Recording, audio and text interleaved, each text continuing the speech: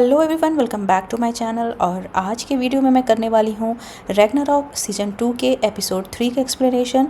और ये वीडियो देखने से पहले अगर आप लोगों ने इसके पहले एपिसोड्स यानी कि सीज़न 1 के सारे एपिसोड और सीज़न 2 के एपिसोड 1 और 2 के एक्सप्लेनेशन को नहीं देखा है तो मैं सजेस्ट करूँगी कि बेटर अंडरस्टैंडिंग के लिए पहले आप वो एपिसोड्स देखें, उसके बाद ये एपिसोड देखें। तो चलिए लेट ना करते हुए स्टार्ट करते हैं आज का वीडियो। एपिसोड की शुरुआत होती है मैग्ना, ट्यूरेट और लॉरिट्स के साथ। तीनों एक जगह बैठे हुए हैं और अब तीनों को ये बात पता है कि लॉरिट्स के असली पिता विडार हैं।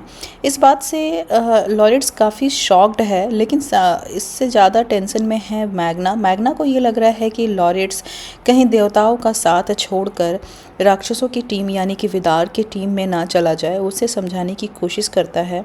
दूसरी तरफ विडार अपने घर में लॉरिट्स की सच्चाई, क्योंकि उसे भी सब कुछ पता है, ट्यूरिड ने उसे ऑफिस में सब कुछ बता दिया था, अपनी बीवी रैन और सेक्सा को बताता है। रैन और सेक्सा दोनों ही इस बात से ज़्यादा खुश नज़र नहीं आ रहे हैं, लेकिन विडार उन दोनों को समझाता है कि हम इस चीज़ का फ़ायदा उठा सकते हैं, हम लॉरिट्स को अपनी टीम में मिला लेंगे और उसके द्वारा हम मैग्ना के बारे में काफ़ी कुछ पता लगा सकते हैं, जिससे कि उन्हें हराने में हमें आसानी होगी। लेकिन बाकी दोनों ज़्यादा कन्विंस नहीं होते हैं उसकी बातों से। वो मैकेनिक जिसे मैग्ना और उसकी फ्रेंड ने हिप्नोटाइज करके उससे थॉर का हथौड़ा बनाने का ऑर्डर दिया था, उसे एक दिन में ही उस मैकेनिक ने रेडी कर दिया है। और ये बिल्कुल वैसा ही डिज़ाइन है जैसा मैग्ना ने डिज़ाइन करके पेपर पे बनाकर उस मैकेनिक को दिया था। अब थॉर और उसके फ्रेंड दोनों एक पहाड़ी पर पहुंचते हैं, क्योंकि ये थॉर का हथौड़ा है, कोई नॉर्मल हथौड़ा तो है नहीं, तो इसकी टेस्टिंग भी करनी होगी। इसलिए ये लोग सोचते हैं कि ये उसे फेंक कर देखेंगे कि थॉर के हथौड़े की तरह ये भी वापस उसके पास आता है कि नहीं। मैग्ना बहुत ताकत लगा करके उस हथौड़े को एक पहाड़ी से दूसरी पहाड़ी की तरफ फेंकता है और उसके बाद वेट करता है कि हथौड़ा जो है उसके पास आएगा। लेकिन काफ़ी देर बीत जाता है और हथौड़ा वापस नहीं आता है। तब हार मानकर दोनों खुद ही हथौड़े के पास पहुंचते हैं। इसका मतलब कि इस हथौड़े में थॉर के हथौड़े वाली कोई बात नहीं है। इसके बाद हम देखते हैं लॉरिट्स को, जो कि पहुंचता है विडार के घर पे। विडार लॉरिट्स का बहुत अच्छे से वेलकम करता है, बिल्कुल बेटे की तरह ट्रीट करता है। अच्छा ट्रीटमेंट देखकर लॉरिट्स भी खुश हो जाता है, कंफर्टेबल हो जाता है। वो लॉरिट्स को अपने साथ बाइक राइड पे ले जाता है, फ़ोटोज़ क्लिक करता है, बहुत मीठी मीठी बातें करता है और बातों ही बातों में उससे मैग्ना के बारे में जानने की कोशिश करता है। लेकिन लॉरिट्स लोकी है और लोकी को बेवकूफ़ बनाना इतना आसान नहीं है। वो समझ जाता है और कहता है कि आप मेरे से मैग्ना के बारे में कुछ भी जान नहीं पाओगे। फ्योर और ग्री अपने दोस्तों के साथ एक रेस्टोरेंट में बैठे होते हैं, तभी वहाँ टीवी पर शहर की पुलिस का एक इम्पॉर्टेंट न्यूज़ आता है। वो सभी को बताती है कि जुटुल इंडस्ट्रीज़ के जहरीले कंटेनर्स की वजह से शहर का नदी और पानी सब दूषित हो चुका है, अब वो पीने लायक नहीं रह गया है। इसलिए आप सभी से रिक्वेस्ट है कि कोई भी टैप का पानी ना पिए और बॉटल का पानी पिए। ये सब सुनकर सब शॉक्ड हो जाते हैं और उसके बाद वहाँ सेक्सा आती है टीवी पर और वो एक फ़ेक माफ़ी मांगती है। ये सब देखकर फ्योर को बहुत बुरा लगता है, क्योंकि कहीं ना कहीं वो भी जुटुल इंडस्ट्रीज़ का पार्ट रहा है, भले ही वो अभी अपने परिवार को छोड़कर ग्री के साथ रहने आ गया हो। अगले दिन सुबह रैन ग्री के घर पहुंचती है फ्योर को मनाने के लिए। वो फ्योर से कहती है कि तुम घर वापस चलो, ऐसे भी अभी बिज़नेस में बहुत सारी प्रॉब्लम हो रही है और तुम ही उन सब चीज़ों को ठीक कर सकते हो। लेकिन फ्योर मना कर देता है। उसका कहना है कि अब वो फैमिली छोड़ चुका है और वो ग्री के साथ ही रहेगा। रैन काफ़ी अपसेट हो जाती है, बट उसके पास कोई ऑप्शन नहीं है, इसलिए वो वापस जाने लगती है। तभी उसकी नज़र उन तीनों पे पड़ती है जिसकी वजह से उसके लाइफ में सारी प्रॉब्लम है, मैग्ना, ट्यूरेट और लॉरिट्स। वो डिसाइड करती है कि वो इन तीनों को यहीं ख़त्म कर देगी। वो अपनी कार में बैठती है और पूरे स्पीड के साथ उन तीनों की तरफ बढ़ती है। लेकिन तभी मैग्ना की नज़र पड़ जाती है उस पर और वो ऐन वक्त पर अपनी माँ और लॉरिट्स दोनों को बचा लेता है। थोड़ी देर बाद मैग्ना उसी ग्रॉसरी वाली बुढ़िया के पास पहुंचता है, पर वहां जाते हुए रैन उसे रास्ते में देख लेती है।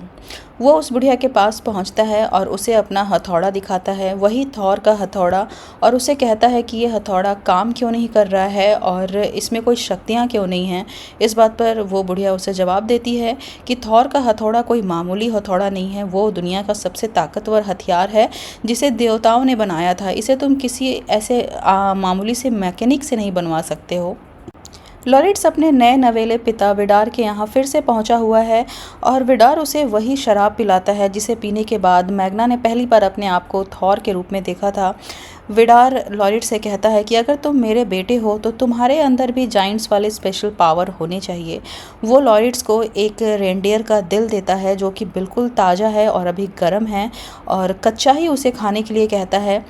विडार की बात मानकर लॉरिट्स उसे कच्चा ही खा लेता है। खाते समय उसे कुछ विजन्स भी आते हैं और उसके बाद जब लॉरिट्स पूरा रेंडियर का दिल खा लेता है उसके बाद विडार अचानक उसका हाथ पकड़ता है और वहाँ जलती हुई आग के सामने कर देता है। लॉरिट्स बहुत चीखता चिल्लाता है और जब वो अपना हाथ निकालता है तो उसका हाथ काफ़ी जल गया होता है, लेकिन अगले ही कुछ सेकंड्स में उसका हाथ पूरी तरह से ठीक हो जाता है। लॉरिट्स ये देखकर काफ़ी चौंक जाता है। विडार उससे बताता है कि इसका मतलब तुम हमारे ही बेटे हो। वो पहुंचता है वॉशरूम, अपना चेहरा धोता है और बिल्कुल मैग्ना की तरह ही, जैसे मैग्ना ने खुद को थॉर के रूप में मिरर में वहीं देखा था पहली बार, उसी तरह वो खुद को लोकी के रूप में देखता है और वो समझ जाता है कि उसके अंदर लोकी गॉड की ताकतें हैं। मैग्ना अपने भाई लॉरिट्स को ढूंढता हुआ विडार के घर पहुंच जाता है। वो चोरी चोरी उसके घर में एंटर करता है। पहले तो उसे कोई नज़र नहीं आता, लेकिन वो सीढ़ियों से ऊपर जाता है तो उसे विडार और लॉरिट्स दोनों साथ में दिखते हैं। मैग्ना को अपने घर में देखकर विडार काफ़ी चौंक जाता है और उसके साथ बहस करता है। बातों बातों में मैग्ना को पता चलता है कि रैन उस ग्रॉसरी वाली बुढ़िया को मारने के लिए अभी रात में निकली हुई है।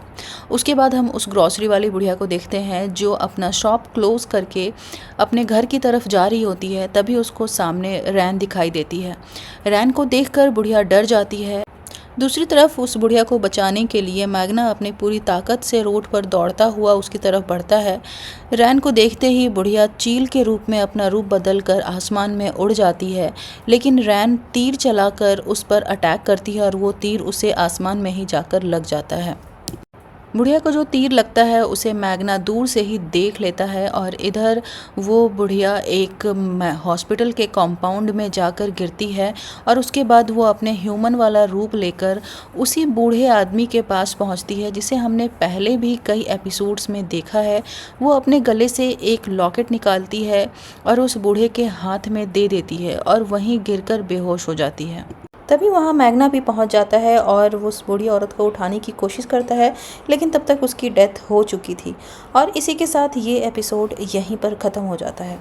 अगर आप लोगों को मेरा ये एक्सप्लेनेशन पसंद आया होगा तो प्लीज़ वीडियो को लाइक कर दीजिएगा, चैनल को सब्सक्राइब कर दीजिएगा और बहुत जल्दी इसके नेक्स्ट एपिसोड के साथ मैं न्यू वीडियो के साथ मिलती हूँ। Till then bye bye.